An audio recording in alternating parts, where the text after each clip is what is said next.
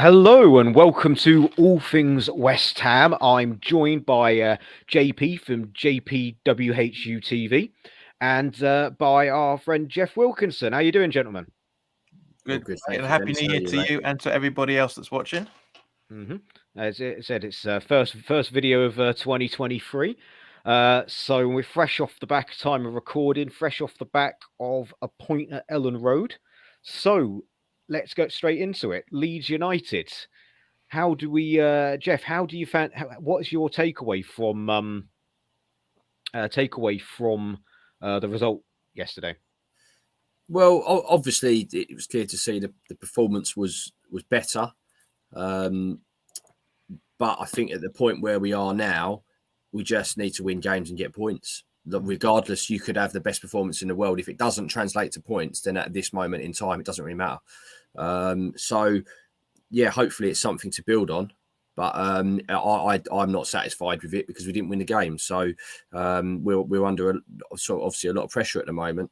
It seemed strange looking at the team selection. He finally dropped Suchik and then brings him back in a game later, which I didn't really understand. And again, obviously we dropped Benny, who's been our best player all year, arguably. So it seemed like a strange team selection, and actually I thought they'd done a lot better than I thought they would. So yeah, it was a good performance. I thought Fornals made a difference. I mean, we pressed a lot harder. We had a higher tempo, better work rate. Scamacca looked a lot better. So there's things to take away from it, but we didn't take away 3 points from it. So ultimately a disappointment for me. And how about you, JP? What's your 2 pence on the matter? 2 pence can be more than that, son. I tell you. Now, it's to be honest with you, taking the game in isolation, a point was reasonable for both teams. Both teams played really, really well. Leeds were better than us in for the majority of the first half, but we grew into the game a lot better. Jeff, you're absolutely right, mate. Fornals made the massive, massive difference to it. Because we had somebody with legs out there. Quite frankly, that was half the reason on it. It was great to see a Guerd back. I was a little bit worried to see that he was playing at left back. So it kind of negates what was really the point of having Emerson on the pitch when we know he's a winger, but he's no better than a winger than Ben Rama or Lanzini or Fornals for that matter. But at the same point, especially for the first half point of view, Scamacca could have easily scored. I think he bottled it early on. How Fornals missed an empty fucking net just before the penalty was given, I'll never know. I love the guy to bits, but he should have done better. Fantastic penalty by Paqueta. Totally shocked when he walked up with the ball. I was like, wow, okay, but in a good way. It's like, okay, see what he can do. And then, as I said on the watch along that I did last night, for the game, that we were in the ascendancy going in towards the end of the first half. We really were, and I genuinely said Moyes needs to go in and say, "Look, guys, we're getting grips of this. Keep at it," and that's exactly what we did. Went out. Scamacca got us in the lead. Both goals should never have happened. There's massive mistakes in defending from both points of view, but because of the mistakes, it makes those goals look really good from a Leeds perspective. Leeds' first goal, the 1-2 between Somerville and Gnotto was brilliant. You know, you'd be more than happy if we did that the other way around between like Lanzini and or last night with Fornals and Scamacca and etc. I do. It's a bit of a worry from one point of view that we're down to the bare bones for both the left and the right back positions at the minute. With Soufal taking more than a knock. I know it's been recorded as a knock, but it was more than that. The chunk taken out of him. Pretty much, mate. Yeah, if it was any worse, we would have had a flying ambulance to come in and get him off the pitch. But at the same point, it was nice. It was refreshing to see that Moyes was trying to go for it properly. But the substitutions, big worry for one. I mean, I get the I understand the Fornell substitution. I get that, but Scamacca and Antonio should have played together again. We could have had more out of that game. But yeah, bringing on Ben Rama makes total sense. Bringing on Suchek doesn't in any shape or form. So yeah, in-game management again is questionable. But at the same point, I do, bearing in mind the players that we had available on the pitch and the bench, I think Moyes did as best as he possibly could, to be honest with you, bar a couple of things here and there. Like for example, as I say, why start Emerson over Ben Rama? But other than that, I thought the application was better. We seem to grow more confidence, which is a nice thing, because a couple of weeks ago, my heads would have absolutely dropped with that. Some people are, especially the Athletic, for example, are saying one of the reasons for that was the huddle that Rice did before kickoff. The first time that's ever happened, especially this season, where he's got everybody together and said whatever he said to him, and it eventually did work. But I still maintain to a degree it's an equal balance between Moyes' fault and the players' fault that we're in this position. It's not all Moyes and it's not all the players. It's faults on both sides. Yeah, agreed. I mean, it was a case of, so it was basically two games. It was two halves in each half for me, in that you had Leeds on top. We dug our way back into it. I mean, I think we earned the penalty, as much as, not that we conned the ref, but we put enough pressure on, and Bowen made a really good cross or diagonal run. If he hadn't made that touch, I don't think that penalty would have stood. That's the thing. He had a slight touch on the ball, and it was the third of a second follow through afterwards that caused it. But as I said during the watch along at the time, he gave fouls for that outside the box, so it has to be given inside the box. And then from then on, that last 10 minutes of the first half in the build up to the penalty, and the first 15 minutes of the second half, we could have got another goal. But then we switched it up, sat back, and Leeds came back into it. So it was a case of Leeds had, beginning of the first half and end of the second half, Leeds were on top. That middle bit we had. So it wasn't even a game of two halves. It was two halves, really. I mean, selection, again, against Brentford, it was a lot, like, it was good to drop Soucek, but it was totally the wrong formation, and it was Moyes trying to sort of panic. Last night, I think we played the right formation with the wrong personnel. So I wouldn't have restarted Soucek. I would have had Paqueta in deep, and I would have had 4-0s and a 10 with Benny out left. Is how I would have started it. I mean, we'll come on to left backs a little bit later, but I believe Kerr was playing left back for most of the game, and they switched with Aguerd when it clearly wasn't working. But it was just perilous. I mean, the defending for the second goal was comical from all years round, and Fabianski sort of bailed us out. So it's a case of stopping the rot. But I don't think, like, the performance we played against Leeds, I don't think as a team we played any better than we had been. We just put it in the back of the net twice. I mean, Scamacca's goal is only the fourth goal from open play we've scored since we beat Fulham. Yeah. And, to quote the kid that sits next to me at London Stadium against Brentford, he said the Ben Rama goal against Palace feels like last season. That's how long ago that goal felt. On Friday night. But we got the point. We stopped the rot. I mean, slight side point on players, but Fabianski, kept us in it with 2 saves during the game. Do you, I'm not looking to be reactionary, but do you feel now that it would be harsh to drop him, or are you still of the opinion that we need to start Areola in goal? Personally, I've been calling for Areola all season, regardless of the mistakes he's been making. Fabianski's been making. It's just, he's too good to be a backup. He really, really is, and he's the 4th highest paid goalkeeper in the league.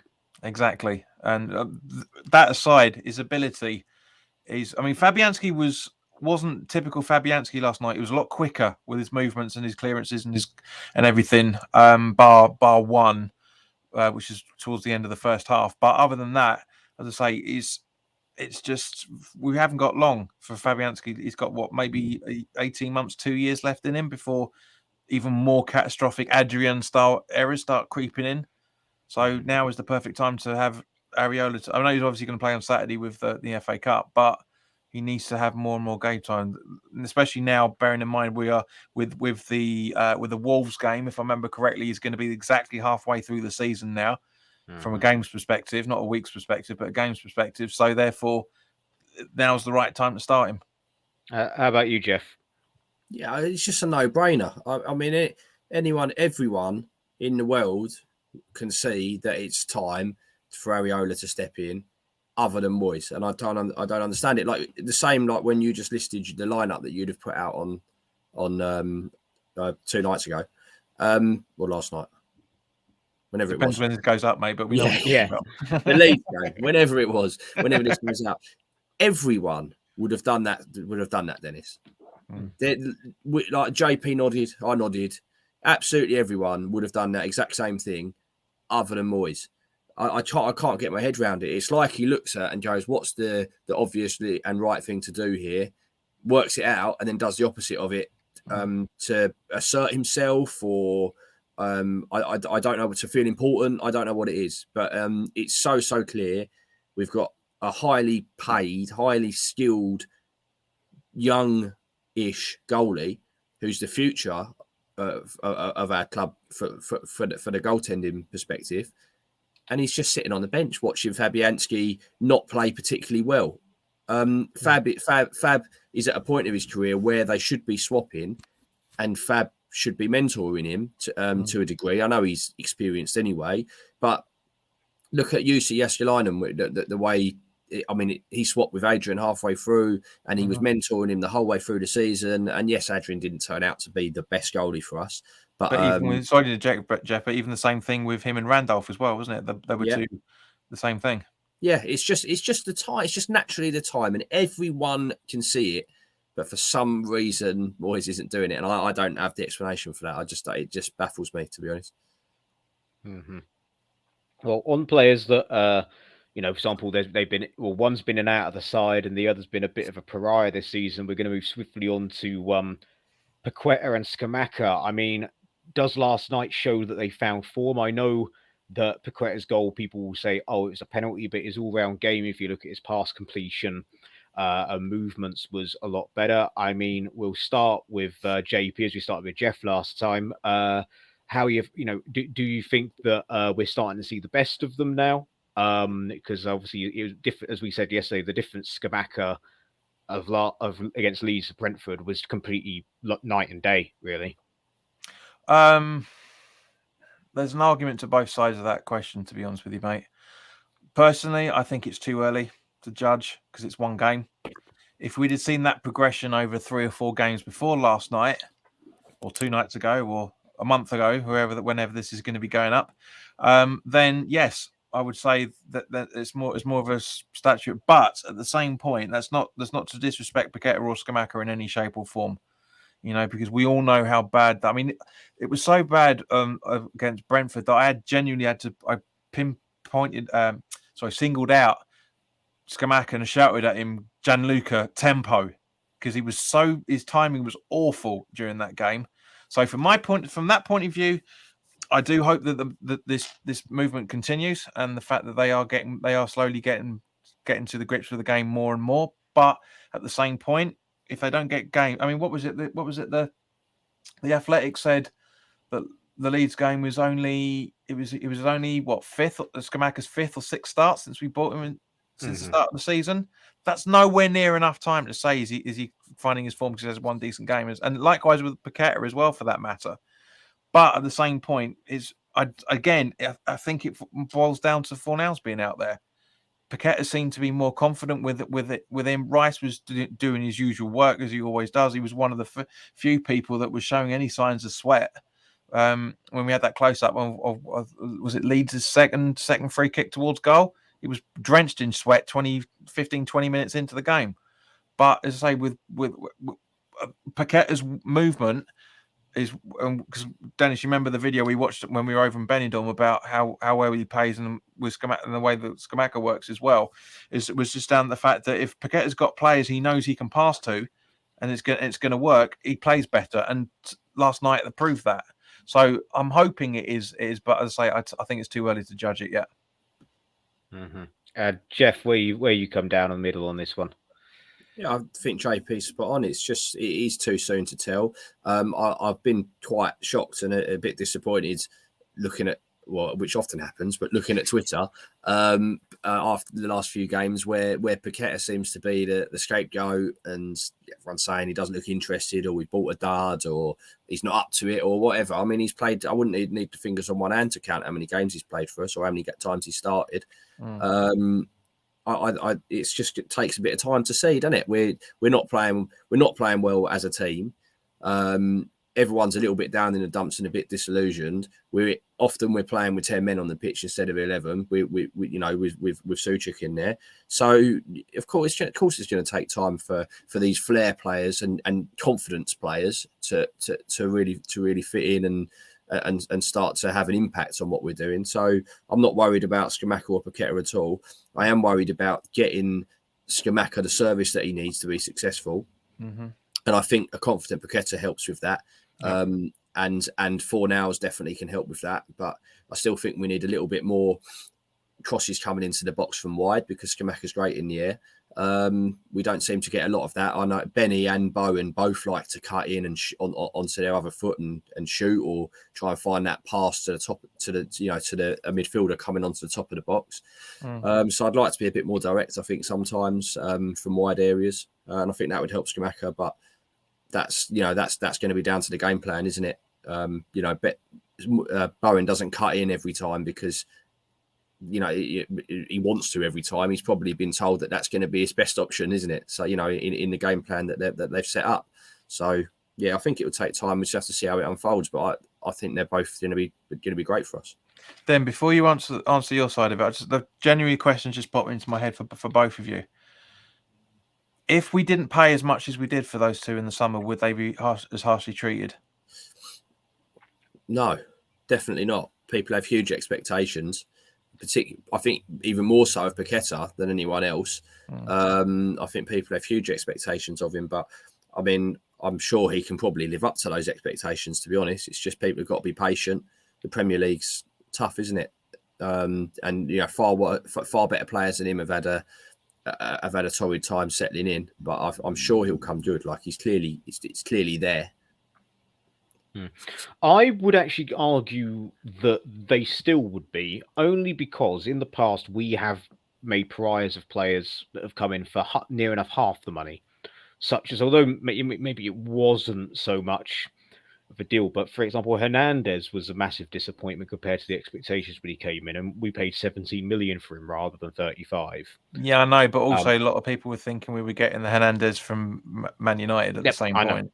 I know, but I'm saying that I still think that with the goal return of Scamacca scoring 3 goals in the league, I think 6 in all competitions. Let's say we bought him for 20 million rather than 35. I still think there would be that annoyance, similar with Paqueta. And I also would make a point with Paqueta in that if he didn't cost as much, he probably wouldn't be in the team based on the form he had showed. I think Moyes has stuck with him purely, but there's an element of justifying the price tag. I'm not saying that he's not got the ability and it's just a price tag. I think that if it hadn't cost as much, I think Moyes might have dropped him personally. It's given him similar sort of Benrahma treatment, but I think because he's cost near enough twice the amount of any other midfielder we've got, in fact more than twice, I think that he sort of feels an obligation to play him. To come back on the form thing, I do agree. It's a bit some of the, as much as I love Scamacca, a bit of the reaction has been a bit OTT.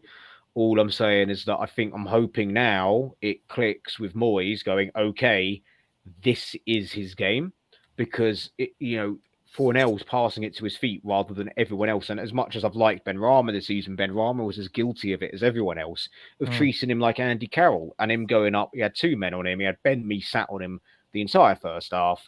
And any time the ball went up in the air, he was never getting it in a month of Sundays against Brentford. And against Arsenal was mostly anonymous, having the fact that we barely got the ball. So a lot better. Paqueta was his game. I'd say Leeds were a bit more open than some of our more recent opponents, which probably helped that. But let's judge this by let's play like we did last night with an adjusted lineup, and then I'm sure we'd see more of it. I mean, Scamacca plays a lot better in Europe because we play the way we played last night. That's sort of how we set up in Europe. It's kind of like we have this mental block or the mental block was taken away because we were like, Leeds open playing style, sort of, just a bit above us, potential relegation fodder. Okay, let's play a bit more expansive. Whereas I think against Wolves, we'll go back to the clammy sort of, passing it constantly left to right that we saw against Brentford.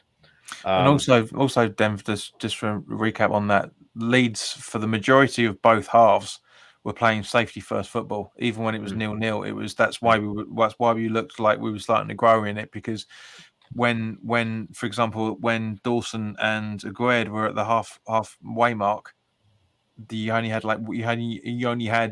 I think it was maybe Roca or Rodrigo or possibly both in the centre circle around them. Everybody else was sitting behind the ball. So yeah, that's kind of the point. It's just the fact that you can in order to analyze a game and players' perspectives correctly, you have to see it from both sides. You just don't see it from the dog-eared West Ham section or the dog-eared Leeds. You have to see it from both aspects to understand exactly what was going on. Well, one thing that I think we all sort of struggled to understand what was going on last night was what was going on with Kera playing left back. Nice little segue into that one. So, I mean, left back woes continue. I mean, it's argued from where I was stood at the opposite end of the ground that Cresswell had a bit of a mare against Brentford, especially for their second goal. We've already touched on the fact that Emerson is not a left back and is actually more of a wing back winger.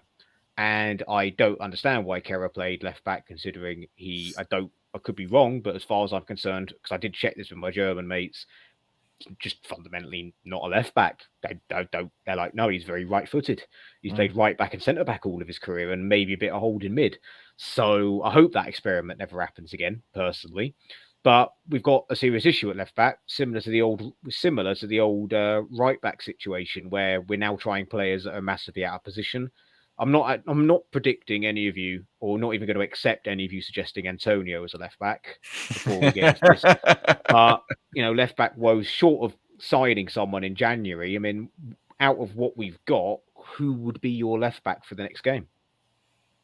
Well, it seems a bit strange how we even got to this point. We've obviously gone into the season unequipped, because as far as I was aware, although I seem to be stand corrected now, but I thought our left back duo was Cresswell and Emerson. I thought that's why Emerson was here to take over from Arthur, and I know that Arthur as well was a far better wing back than he was a left back. But ultimately, these guys need to fit into the formation we're playing, and you need two left backs in order to rotate and be successful. So I thought that our left backs were Cresswell and Emerson. So I don't know when that changed. Well, it changed when I don't think it did. I think that Emerson was a replacement for Masuaku, who was on his way out, and there was a bit of an arrogance around Cresswell with the old logic, which I was a bit of a defender of Cresswell, saying that it will cost you 5 goals a season, but it will get you 10 assists. This season, he's not getting us those 10 assists, so that's the problem. Well, yeah. So if he's not doing it, then Emerson's going to have to do it, isn't he? Because that's who we've got. There's Kera's not a left. That was very peculiar. I don't understand why that happened.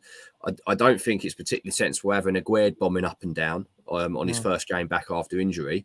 So it doesn't really make sense to me. I didn't mind Kera at right back. I thought he looked okay. But I actually don't think Soufal's become a bad player overnight. I like his energy, his work rate. At least he's bloody trying.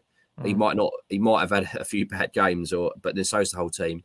So I don't really think we've got left back woes other than the ones we're creating for ourselves. Really, I think that if Cresswell's not doing the business, then Emerson's going to have to do it, and Soufal on the other side, or if not, then Kera can play there. I think we've got what we've got, and we've got to make the best of it. And to be honest with you, Jeff, I agree with most of that. But at the same point, when you think that Cresswell's contract's up in the summer, as is Soufal's, and also likewise, we don't have a decent replacement for either position. Those are the woes I think Dennis is hinting at, genuinely because of it. Cresswell, I personally think he was rushed back from the injury that he picked up. And that's why he didn't start last night. That's why he had a shocker against Brentford.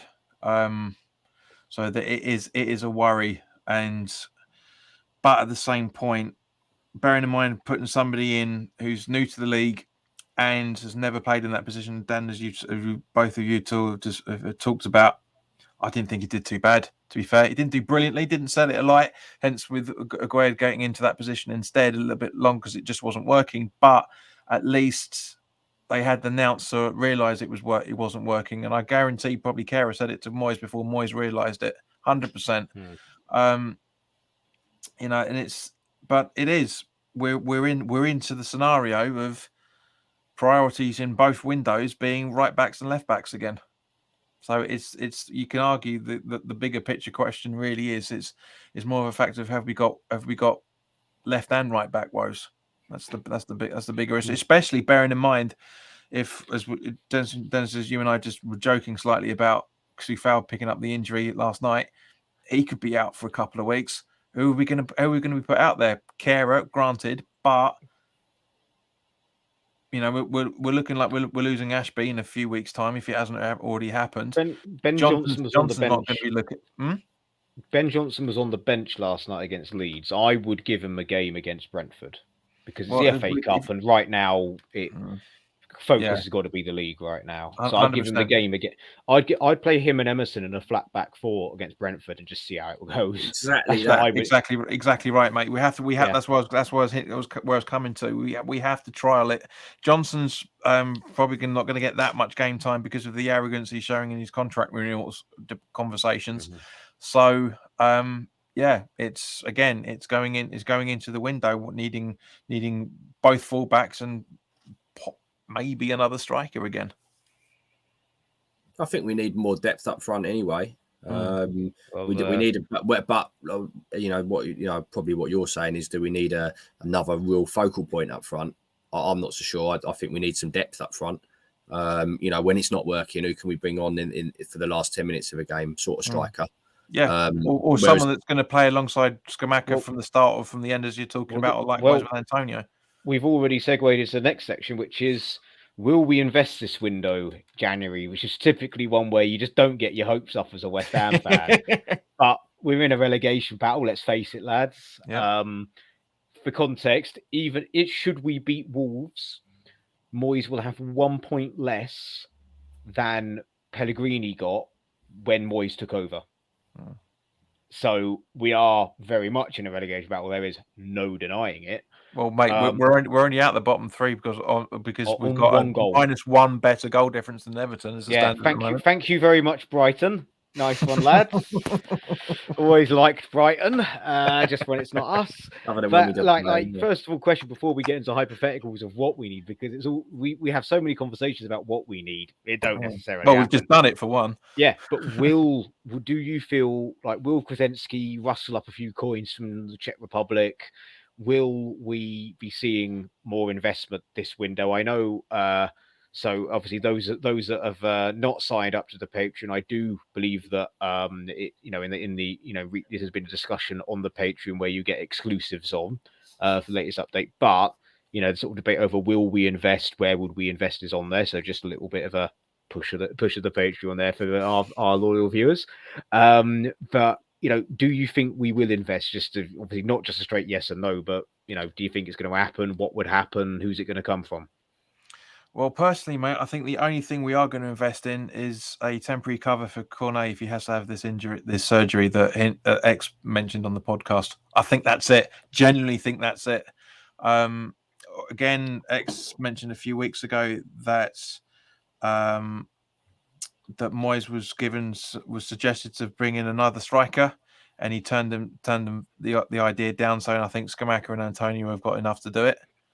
On paper, yes, they do. But football isn't played on paper; it's played on grass. Thank you, Brian Clough. Oh no, it wasn't Brian Clough said that. It was something I can't remember who said it originally. He said something different. But one striker that is available. I don't want to sound like all those Twitter accounts I like winding up, but genuinely, I'd be biting their hand off for this. Is Thuram's son, the striker that's at Morton Gladbach, is available for £10.5 million. I'd have a punt on that. Like, worse or better, 10 million these days to get yourself a striker that's been relatively prolific everywhere he's gone. And from reading the rumours, apparently we're monitoring Danny Ings because his contract's coming up soon as well. So to be honest with you, I'd say, but Villa want to sell him on a permanent rather than get him out on a loan. I would take Danny Ings on an 18-month contract now if the price was right. He's a classic old school goal poacher, and I think he would complement Bowen the way Bowen's playing at the 100%. minute, he would very much complement as a deep lying striker or as a poacher. He'd be just the tonic. But this is the reason why Gio from Hammers Chat has been banging his drum for what feels like a decade now, because he's got everything that we need when we're playing beautiful football and when we're in this sort of shit that we're in at the minute. So, but going back to the original question, as I said, I genuinely only think that unless Scamacca turns around and says, "Look, I'm not ready to score enough goals yet this season," then we may bring a forward in on loan. But I think the priority is having cover for Cornet. I think that's it. Jeff? Well, Cornet wasn't really getting in the team in the first place. And it seems that he was down the pecking order. So I don't know if we're going to be bringing in cover for someone who was sitting on the bench anyway. I'm sure there might have been a plan to get him in the starting 11. I think more the issue, Jeff, is that we only really have Bowen as a right wing option.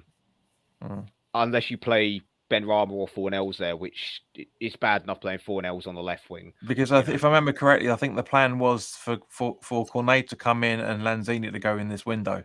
If I remember correctly, I'm sure I read something about that. Now that's not the case. He's out of contract in summer. Exactly. Is Lanzini, and he wants to go back to Argentina by all accounts. So we'll try and get cash in on him while we can with a few 100,000 we could probably get for him. The way the board goes when selling players that are about to come out of their contracts, but yeah. Anyway, so Jeff, floor's still yours, mate. Yeah, I don't know if we're bringing cover for Cornet. I'm not sure about that, but other than that, no, I don't suppose we will. They've made the board have made an investment in the summer, and I think they've laid out. They've said, look, here's the money, here's the backing that you wanted. You've built your team. Now you've got to go and do something with it. I don't suppose they're going to be willing to push any further with that. And I don't know why they should really. I mean, we made a load of signings. Moyes has got the team. Moyes is quite picky and he's happy to turn people away that he doesn't want, which is I respect. He's got his team. And I know, particularly Sullivan, he's not going to, you're not doing very well with the team that you wanted, so here you go, here's some more money. He's not like that, is he? So I don't suppose we'll be getting any investment into the team at all. I think we'll have to go again in the summer, as you rightly said, with the fullback situation. But that's not something that will be done in January. That'll be something for the summer. So no, I don't anticipate one single first team signing at all. But I, just to add, Ings would be great. Totally agree with everything you said there. That would be fantastic. An 18-month permanent move for Ings. Dependent on the fee, he's an absolute no-brainer. But again, that's probably sounds too obvious, and Moyes won't want him. I mean, the thing I'd say is that what you're saying about the board, Jeff, is right. But there's just this one constant that the board need in order to make all this work, and that's us to be in the Premier League. Yeah. And also with all the rumours and innuendo of a potential sale, now that the percentage to London, whatever they're called, the company that run the stadium, 20, is gone. There's lots of talk about them selling, and it's easier to sell a Premier League club than a Champions League club. Championship club just got relegated, so because of that, I do think that they're going to be shaking the coffers and I'm not saying spending end of the earth, but I reckon loans with a substantial fee, the type of quality loan, not here's this guy from South America. He scored 9 goals in 10 years, but he's good on my son's football manager save. Here you go. I'm not talking those sort of loans. I'm talking, you're going to laugh, you're going to roll your eyes and laugh, but genuinely, my controversial West Ham take is I genuinely believe in the way we play with three, or when Moyes likes to play 3 at the back. I think Harry and Maguire on loan would be a shout if we're going to lose Dawson, personally. The JP's reaction. I'm not saying Phil Jones. I'm just saying, but for example, but that's a type of loan where you'll probably have to pay a £10 million loan fee. I reckon Danny Ings, we're not going to get him on loan, but I think if he's out of contract, he's definitely going to command again more than £10 million. So I reckon I'm not talking like, here's 50 million. I reckon that it'll be a case of Moyes identifies player he would want. If it's a reasonable fee, board will cough up the money. For example, if he turned around and said Thuram's available for 10 million, get Thuram, I reckon they'd go, Yeah, he ticks the boxes. It's a Sullivan signing because it's a young, exciting European player to get the fans excited, and it's a relatively low fee in the grand scheme of things for a centre forward under the age of 26, for example. Yeah, and I'm not saying we will get a striker. I think if we're going to sign anyone, it will be more defensive and maybe a central midfielder. Personally, and just to confirm some details there, Dennis, because I'm still going through the club's accounts. Yeah, and the West Ham have paid to the ownership of London Stadium. They had to pay a certain amount because of the shares that Kwiecinski paid into.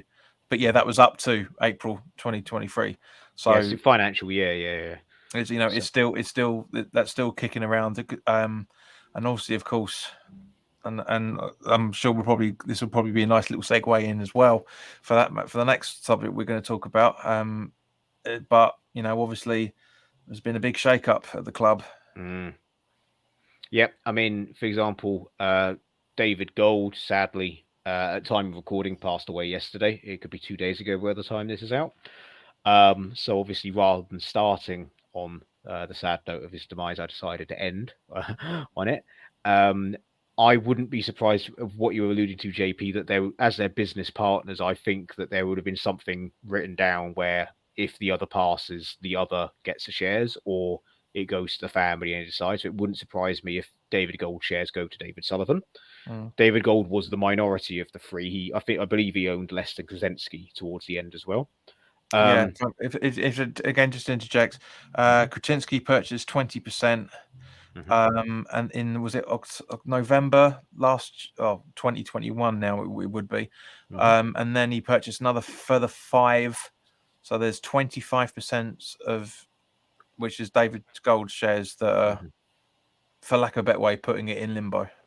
Yeah. I wouldn't be surprised with the 30+ year partnership they've had, in fact, more than 30 years, 30 years in football. Yeah. Wouldn't be surprised if there's something in writing that should something happen to either of them, the other gets the shares. That wouldn't, because they're a partnership. Whether Sullivan says, actually, no, Krasinski, you buy them or you have them, that could happen. I don't know, but mainly just sort of have a brief little end to remembering our favourite or fonder memories. I mean, a lot has been said over the years about the board, a lot by myself. However, end of the day, he's a father, a grandfather, someone's friend, someone's colleague, and a human being underlined it. And I'm glad to see that 99% of the fan base that I've seen on Twitter have only had positive things to say, which has been great. So just wondering if I'll sort of open the floor up, people to mention when you think of David Gold, what's your defining pop, what's your fondest memory of the fella, really? Well, I think the thing that springs to mind for me, more so than probably any of the other members of the board, is that I feel like he was one of our own. Really, I think he was a genuine West Ham fan. I think he loved the club, and I think in his role as somewhat of a minority shareholder, I'm sure I'm sure he would have done things a little bit differently if he had a bit more sway. With regards to interaction with the fans, and there's been a lot of times where the board could have done things to appease the fans and haven't. I've seen lots of reports of when he's leaving the stadium, he's always stopping and talking to the supporters and having photos, and he's got all the time in the world for the fans. So I feel like if he owned the club solely, it probably would have been slightly different. But that's just the nature of business and the way it goes. So.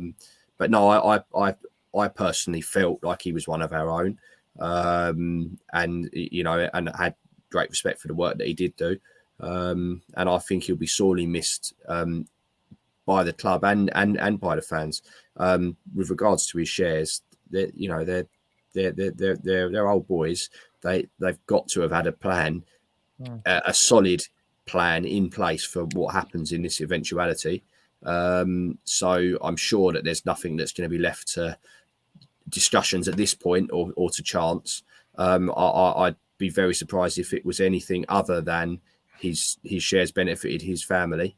There may well be an agreement in place that those shares are purchased for the benefit of his family. I don't imagine that his shares will benefit his business partner that's already a billionaire in his own right.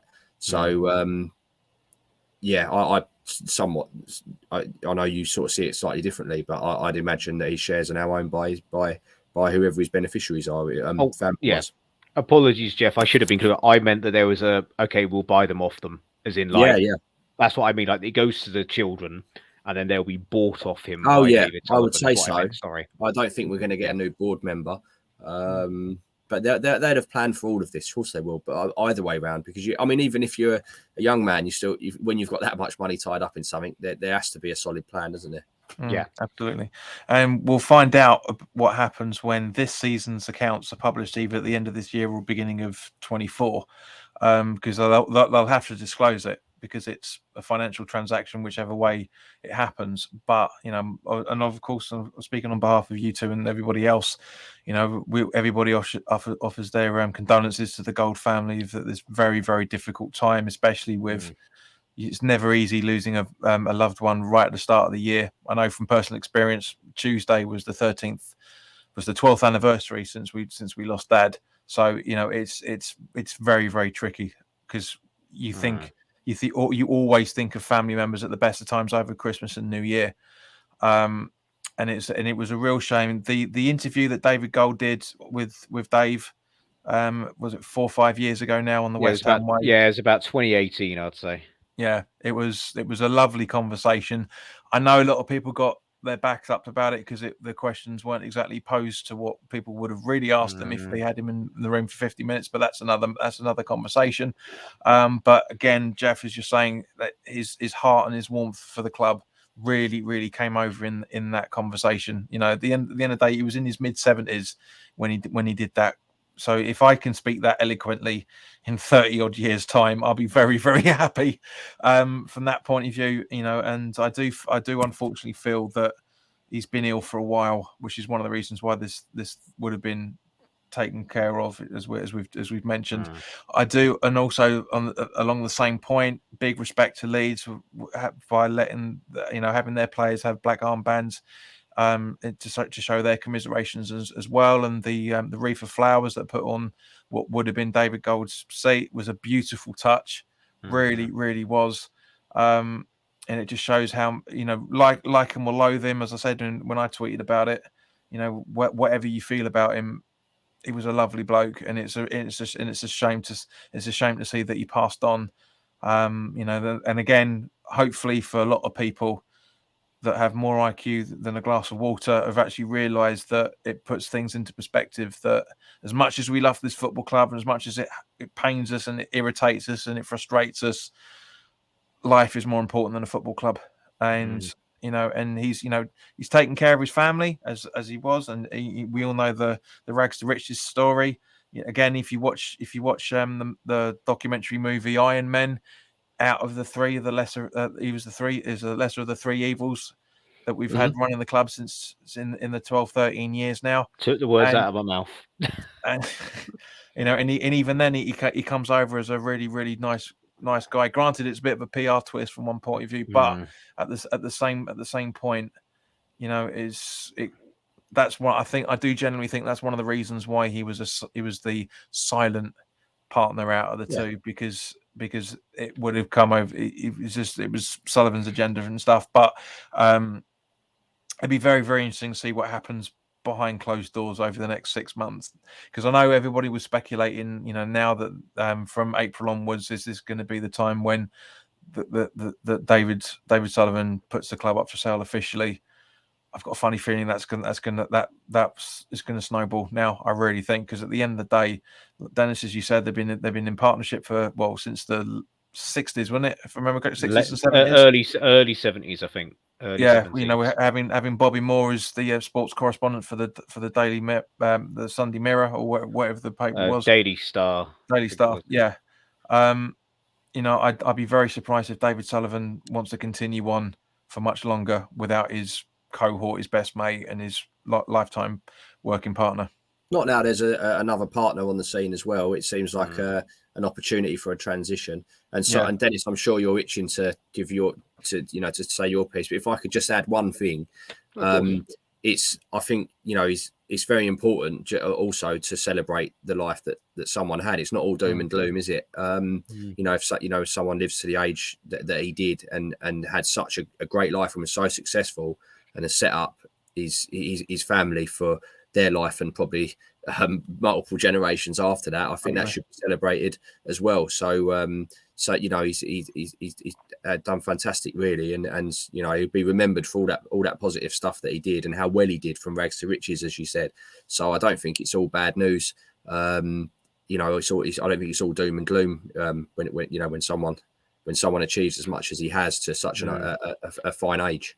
Which is probably one of the reasons why, Dennis, as you said earlier, 99% of the fan base have just come out and given their wholeheartedly support to the family, is because the people have actually realised, well, yeah, actually, like you're saying, Jess, he's had a terrific life, and long may he now rest in peace.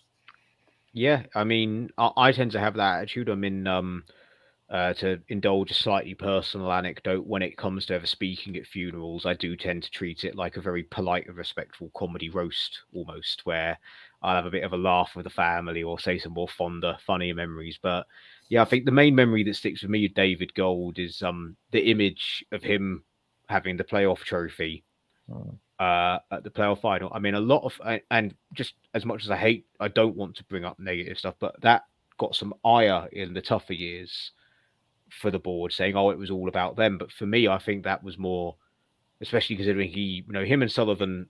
Sullivan purports to be a West Ham fan, but he's from Wales, moved to the area. David Gold loved saying this, and he got mocked for saying this. But he grew up in Green Street. Like, he grew up just down the road from the stadium. He really was a West Ham person through and through. And I always said that, no, I've got no problem with him going on the pitch and lifting up the trophy, because if I'm the owner of West Ham United and my club get promoted, or not even owner of West Ham, for example, if the team I support as a boy, I end up owning and we get promoted or we win something, I'm on the pitch celebrating with the team. It's not about me. I'm there being like, I gave some part to it. I backed this, but I've got absolutely no problem with him doing that. That's what I remember. Is just him lifting it up like a newborn baby near enough and celebrating with it. That's the memory of David Gold I would like to have, as much as anything that's been said about GSB over the years. As you said, JP was always known as a lesser of three evils, and I think everyone's remembered a lot more fondly over time. And the fact that he's gone a bit quiet over the last couple of years, I do agree with you that it's possibly gone on a bit longer than they're saying, but it's not my place to comment. But I think that's also made the fans a little bit, they've not so much forgiven and forgotten, but it's not in their face all the time. But I mean, I can't talk about David Gold without saying again how much of a treasure his Twitter feed was.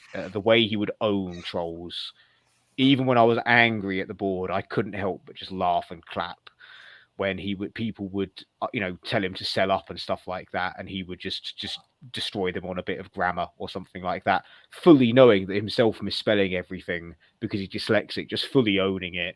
And nothing, and I repeat, nothing will ever beat when someone asked him for a retweet because his goldfish died, and he went, "No, I'm not giving you a retweet for such a stupid reason," while retweeting him.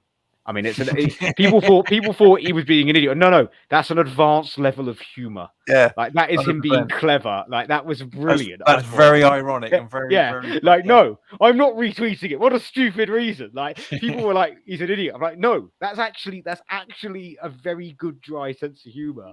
Which, that again, in itself is the East End. That in itself is the East End sense of humor. I mean, right there. like I said, a lot of people will be like, "Oh, it's making fun of him." Like, no, a lot of the times he was laughing with us. Don't get me wrong, there was some nasty stuff. There's some things he said which he probably shouldn't have said.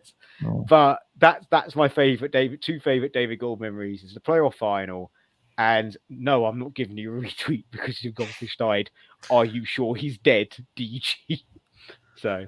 And of course, the most infamous "don't go to bed" when we were on the verge of signing what's his face. But again, this is where lesser of three evils, because he said that wanting to give the fans something, and it blew up in his face, similar to some of the claims he made about the new stadium. It wasn't like where Sullivan and Brady made these really big claims very early on that were like, right, this was more such as, "Oh, we can't move to the stadium unless we're this close away." Well, we're not. And I think he said that in the knowledge, or that he thought that it would be that close, and no one had told him. Yeah. Whereas Brady would have known a lot more about the stadium move in her position and still parroted those lines. Adebayor, that was it. Because Yeah. Sorry, I thought you said it was Adebayor. The paperwork, And we that's why he did it. Yeah, and Levy pulled the deal at the 11th hour, and then as a result, Carlton Cole couldn't go to West Brom. And the least said about the conversation that happened when he got back to the training ground, the better.